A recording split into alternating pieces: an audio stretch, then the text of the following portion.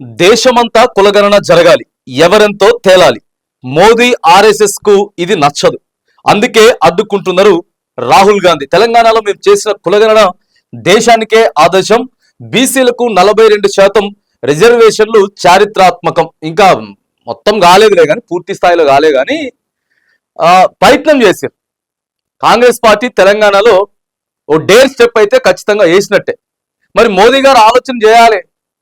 ప్రతిపక్షంలో ఉన్నటువంటి, కేంద్రంలో ప్రతిపక్షంలో ఉన్నటువంటి కాంగ్రెస్ పార్టీ, మరి వాళ్ళు ఏ రాష్ట్రంలో అయితే అధికారంలో ఉన్నారో ఎవరి వాటా ఎంత, ఎవరి లెక్కలు ఎంత తేల్చేటటువంటి ప్రయత్నం అయితే చేశారు. సరే, దాంట్లో కొంచెం తప్పులు జరిగినాయా లేకపోతే మిస్టేక్స్ కొన్ని ఉన్నాయి, ఇవన్నీ ఓకే. తర్వాత ఇప్పుడు రాబోయేటటువంటి తెలంగాణలో స్థానిక సంస్థల ఎన్నికలలో 42% రిజర్వేషన్ ఇస్తారా? మొన్న అసెంబ్లీలో కూడా బిల్లును ఆమోదించారు.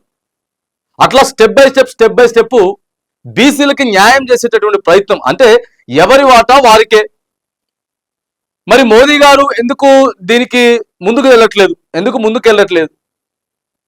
అనేక రాష్ట్రాలలో మీరు అధికారంలో ఉన్నారు, కేంద్ర ప్రభుత్వం మీదే, వాటా తేల్చాలి కదా, వాళ్ళకు కూడా రిజర్వేషన్లు పెంచాలి, రిజర్వేషన్లు ఇవ్వాలి. ఇగో అదే డిమాండ్ చేస్తా ఉన్నాడు అక్కడ రాహుల్ గాంధీ, డిమాండ్ చేస్తా ఉన్నాడు. ఇక్కడ రాష్ట్రంలో ముఖ్యమంత్రి రేవంత్ రెడ్డి కూడా అదే డిమాండ్ చేస్తా ఉన్నాడు. ఏం చెప్తున్నాడు?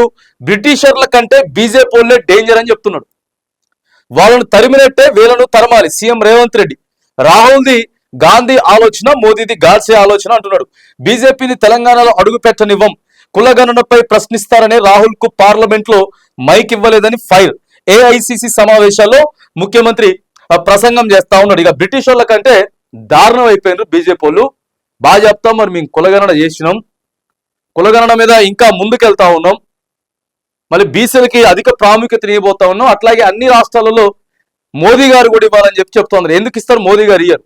మోదీ గారు దేనికి ఇంపార్టెన్స్ ఇస్తా ఉంటారంటే గ్యాస్ ధరలు పెంచాలా, పెట్రోల్ ధరలు పెంచాలా, డీజిల్ ధరలు పెంచాలి, వీటి మీద ఆలోచన చేస్తున్నారు.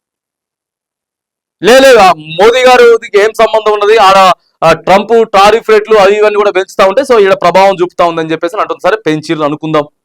ఇప్పుడే కొత్తగా పెరుగుతుందా గ్యాస్? లేకపోతే కాంగ్రెస్ వాళ్ళు ఉన్నప్పుడు గ్యాస్ పెరగలేదా?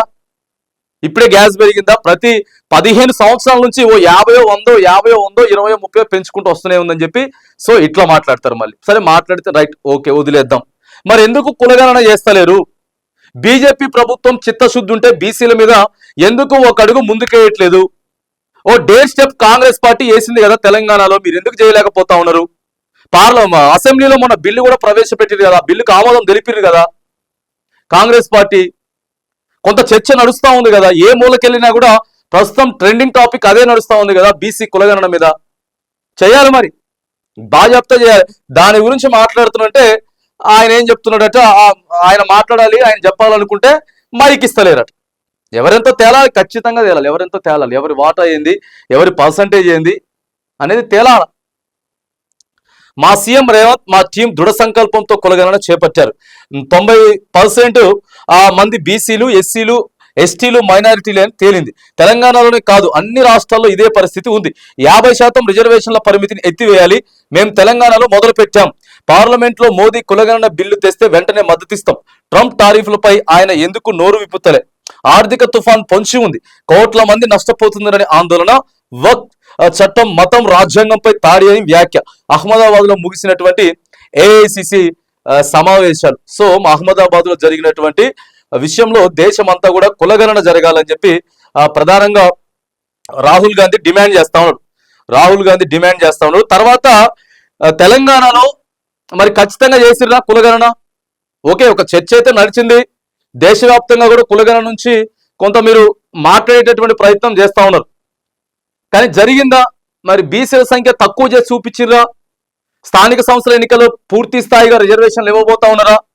రాబోయేటటువంటి ఆ అసెంబ్లీ ఎన్నికలలో కూడా ఆ రిజర్వేషన్ల ప్రకారమే మరి ఎమ్మెల్యే స్థానాలు కూడా కేటాయించబోతా ఉన్నారు.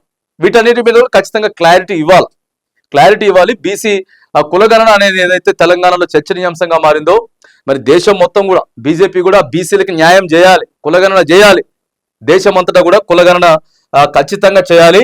వీటి మీద ఇక తెలంగాణ ముఖ్యమంత్రి రేవంత్ రెడ్డి, తర్వాత ఏఐసిసి పెద్దలు రాహుల్ గాంధీ గారు కూడా మరి దేశవ్యాప్తంగా దీని మీద చర్చ జరగాలని చెప్పి మోదీ మీద, అధికార పార్టీ మీద కొంత ప్రెజర్ తెచ్చేటటువంటి ప్రయత్నం అయితే మరి ఇక్కడ మనం చూస్తా ఉన్నాం.